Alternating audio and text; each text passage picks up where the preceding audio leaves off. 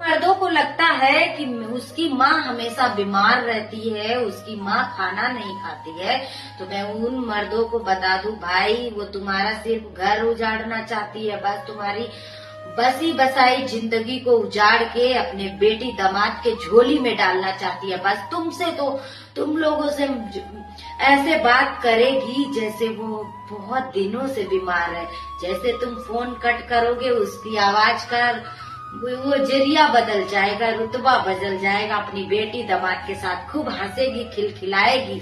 बस उसका मकसद एक ही रहता है कि तुम्हारी जिंदगी कहीं संवर ना जाए, तुम्हारी जिंदगी कहीं सफल ना हो जाए। बस उसका एक ही मकसद रहता है कि तुम खुश ना रहो उसके साथ, ना तुम्हारे बच्चे खुश रहे बीबी के साथ। बस वो इतना चाहती है, उसके पीछे का मकसद ये है। तुम नहीं खुश रहोगे तो उसकी बेटी खुश रहेगी, बस यही।